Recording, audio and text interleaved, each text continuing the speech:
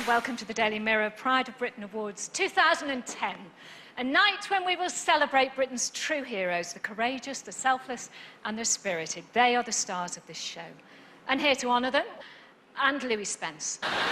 And we're delighted to welcome for the first time their Royal Highnesses, the Prince, for whom we have a lineup of winners and a show that really is fit for royalty. We begin tonight with the story of James Pout and an outstanding act of bravery. James Pout! Research in our bid to find Britain's real heroes, who we will meet tonight. Now, we're all familiar with the expression, when an irresistible force meets an immovable object. But in the case of our next winner, there's no such thing as an immovable object. He is a force to be reckoned with. Sister Jordan, Kelsey Trevett!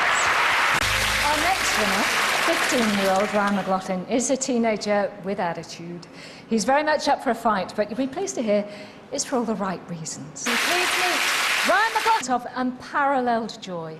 But it can also be a time of great anxiety, as I learned with the birth of my first child, my daughter Kate. And here she is, Judy Ledger. Here he is, Colin Swan. Without us hearing news from Afghanistan. And sadly, this means our poppies have as much resonance today as they've ever had. To introduce our next winner's story, please welcome from The Wire, actor Dominic West, and with him, the lovely Marlene Klaas. Next award is for the Young Fundraiser of the Year, sponsored by littlewoods.com.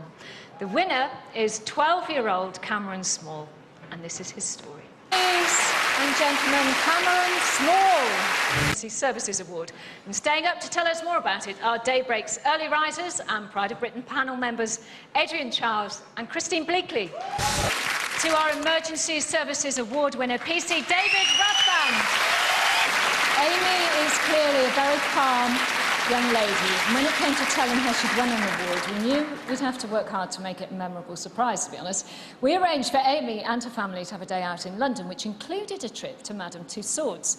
Haiti is a country blighted by poverty and torn apart by years of political turmoil, so it seemed cruel beyond belief that on the 12th of January this year, it was shaken by the worst natural disaster in its history. Representing the International Search and Rescue Team, 9 members of the Manchester Fire Service. To tell us more about the work of the Trust, ladies and gentlemen, please be upstanding for their Royal Highnesses, the Prince of Wales and the Duchess of Cornwall. And here is the story